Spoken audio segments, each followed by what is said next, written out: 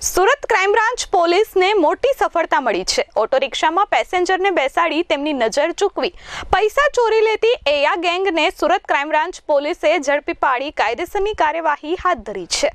પોલીસે 1.52 લાખનો મુદ્દામાલ રિકવર કર્યો છે। પકડાયેલા આરોપીઓ વિરુદ્ધ અલગ અલગ ગુનાઓ નોંધાયેલા છે। આરોપીઓ અનેક વખત પાસા હેઠળ પણ ધકેલાયેલા છે। સુરત ક્રાઇમ બ્રાન્ચ પોલીસે એયા ગેંગના 4 ઇસમોને ઝડપી પાડ્યા છે। સુરત ક્રાઇમ બ્રાન્ચની ટીમે પેટ્રોલિંગમાં હતી। આ દરમિયાન બાતમીના આધારે લિંબાયત નીલગિરી સર્કલ પાસેથી આરોપીઓને ઝડપી પાડ્યા છે। પોલીસે આસિફ ઉર્ફે એયા, અઝીઝ ગુલામ શેખ, અફઝલ ઉર્ફે ખજૂર અલાઉદ્દીન શેખ, ઇસરાઇલ ઉર્ફે ડેની, યુસુફભાઈ ચૌહાણ અને ઇમરાન ઉર્ફે સોનુ સલીમ શેખને ઝડપી પાડ્યા છે। પકડાયેલા આરોપીઓ પાસેથી પોલીસે રોકડા રૂપિયા 1,52,000 અને ઓટો રિક્ષા મળી 3,57,000થી વધુનો મુદ્દામાલ કબજે કર્યો છે। પકડાયેલા આરોપીઓની મોડસ ઓપરેન્ડી વિશે પોલીસે જણાવ્યું હતું કે આરોપીઓ ઓટો રિક્ષા લઈને ચોરી કરવા નીકળતા હતા। વરાછા, કાપોદ્રા, પૂણા પોલીસ મથક જેવા વિસ્તારોમાં ચોરી કરતા હતા। વહેલી સવારના 4 વાગ્યાની આસપાસ railway station, bus station, luxury stand, સરદાર માર્કેટ પાસે એકલ દોકલ જતા પેસેન્જરોને રિક્ષામાં બેસાડી તેઓની નજર ચૂકવી બેગમાંથી અથવા તો ખિસ્સામાંથી રોકડા રૂપિયા સેરવી લેતા હતા। પકડાયેલા આરોપીઓ ગુનાહિત ઇતિહાસ ધરાવે છે, જેમાં આરોપી અઝીઝ ઉર્ફે એયાગ ચોરીના ગુનામાં પાસામાં ધકેલાયો છે।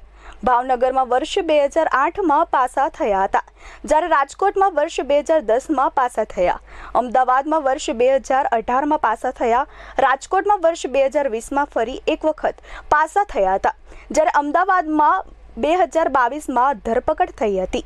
બીજો આરોપી અફઝલ ખજૂર ચોરીના ગુનામાં રાજકોટમાં 2008માં પાસા થયેલા, મહેસાણામાં વર્ષ 2011માં, રાજકોટમાં વર્ષ 2020માં, ભાવનગરમાં વર્ષ 2018માં અને અમદાવાદમાં વર્ષ 2022માં અટકાયત કરવામાં આવી હતી। આ સાથે ઇસરાઇલ ઉર્ફે ડેનીના ચોરી ગુનામાં વડોદરા પાસામાં અને અમદાવાદ જેલમાં અટકાયત કરી છે। ઇમરાન ઉર્ફે સોનીની નડિયાદ જિલ્લામાં વર્ષ 2022માં અટકાયત કરવામાં આવી હતી। પકડાયેલા આરોપીઓ વિરુદ્ધ સુરતમાં વર્ષ 2007થી સલાબતપુરા, પૂણા ગામ, ખટોદરા, વરાછા, લિંબાયત, સુરત રેલવે સ્ટેશન સહિતના પોલીસ મથકોમાં ચોરીના ગુનાઓમાં અગાઉ પકડાઈ ચૂક્યા છે। સુરતમાં આરોપીઓ વિરુદ્ધ અલગ અલગ પોલીસ મથકમાં 18 ગુનાઓ નોંધાયેલા છે, જ્યારે 4 વખત પાસા હેઠળ ધકેલાયેલા છે। હાલ પોલીસે આરોપીઓની ધરપકડ કરી તેમના વિરુદ્ધ અન્ય કોઈ ગુનાઓ નોંધાયેલા છે કે કેમ તે દિશામાં તપાસના ચક્રો ગતિમાન કર્યા છે।